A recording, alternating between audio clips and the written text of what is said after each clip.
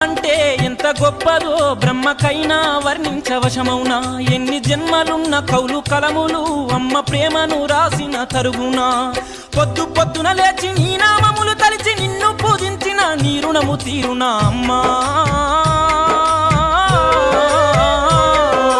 కమ్మనైనా అమ్మ పాట వింటే ఎంత మధురమో మనసుకు కాదు మరువతరము